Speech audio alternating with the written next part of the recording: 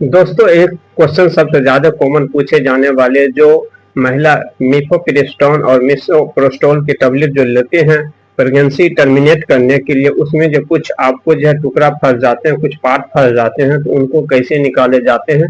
बहुत ऐसे जो है दोस्त थे वे कमेंट कर रहे थे इसे कैसे निकाला जाता है। बहुत ऐसे महिला जो है यह मेडिकल शॉप पर से लाती है मिफोप्रिस्टोन और मिसोप्रोस्टोल अनचाहे गर्भ धारण करने के लिए, जो वह टेबलेट खा लेती है, चाहती है कि हम इनको जो है टर्मिनेट कर दे, उनको हम निकासित कर दें।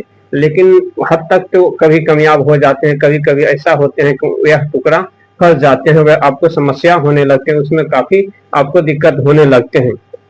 जब उनको आप जाते हैं अल्ट्रासाउंड करवाने के लिए, तो उसमें आपको जो है कुछ लिख कर आते हैं, जैसे RPOC यह लिखा कर आते हैं, यानी कि रिटेन्ड प्रोडक्ट ऑफ कंसेप्शन यह लिखा कर आते हैं। इसका मतलब क्या हुआ? इसका मतलब यही हुआ कि आपके जो है फीटस के कुछ टुकड़ा जो है आपके यूट्रस में कुछ फंसा हुआ, चाहे वह 25 mm को हो या 30 mm को हो, कुछ पार्ट कुछ टुकड़ा आप में उसमें मांस फंसा हुआ है, यह हो सकते हैं।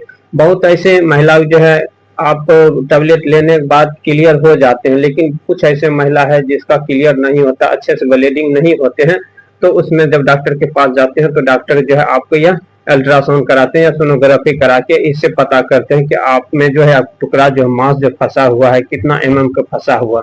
तो उसमें ज्यादातर सलाह जो गायनोलॉजिस्ट डॉक्टर देते हैं, इसमें आपको सलाह देते हैं DNC कराने के लिए। लेकिन इसमें बहुत ऐसे महिला जो है घबरा जाती है, डर जाती है कि DNC कराएंगे तो हो सकता है आगे चल के हमको डिलीवरी होने में, फिर प्रेगनेंसी कंसीव करने में दिक्कत हो सकते हैं, मेरा यूट्रस खराब हो सकते हैं, दिक्कत हो सकता है। तो जी, मेडिकल प्रोसेस है या सर्जिकल प्रोसेस है, सेफ होते हैं, अच्छे होते हैं। अगर आपको ऐसा कोई दिक्कत है, आपका जो है आप चाहे कभी आप मिफोप्रिस्टोन या मिसोप्रोस्टोल टेबलेट खाए हैं, आपको जो आपके मांस के टुकड़े, फीटर के टुकड़े जो है आपके बच्चेदानी में या जो है आपके यूट्रस में फंस गए हैं, तो आप इनको टर्मिनेट करवा सकते हैं DNC के सहारा।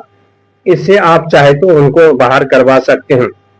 अगर इससे आपको डर लग रहा है तो आप घर पर जो है नेचुरल तरीका भी ट्राई कर सकते हैं। जैसे आप प्रेगनेंसी में ज्यादातर जो है सलाह दिया जाता है कि आप पपीता नहीं खाए, अनानास नहीं खाए, तो आप जस्ट उनका अपोजिट करना। आपको इसमें ज्यादा से ज्यादा पपीता खाना है, पाइनएप्पल्स खाइए, अनारस खाइए और गर्म दूध हल्दी के साथ पी लीजिए। इनके अलावा आप सीढ़ी पर चढ़िए, हार्ड वर्क कीजिए, जिससे आपको जो ब्लीडिंग ज्यादा से ज्यादा हो और आपको जो उसमें जो मांस का टुकड़ा या फीटर के पार्ट जो फंसा हुआ बाहर हो सकते हैं। अगर यह तरीका से अगर आपको ठीक हो जाते हैं तब तो ठीक है, अगर नहीं इससे हो पाते हैं तो आप फिर आप गायनोलॉजिस्ट डॉक्टर से आप मिले, आपको DNC करवा के उसको साफ करवा ले, ताकि आगे आपको कोई इन्फेक्शन ना हो, आपका यूट्रस सुरक्षित रहे, अच्छे रहे, जिससे कि आपको आगे प्रेगनेंसी कंसीव होने में कोई दिक्कत नहीं हो सकता। अगर इनको ध्यान नहीं देते हैं तो हो सकता है यही आगे चल के आपको इन्फेक्शन हो जाए, यूट्रस को खराब कर सकते हैं, ये सब आपको हो सकते हैं, ये सब सवाल उसमें बनते हैं।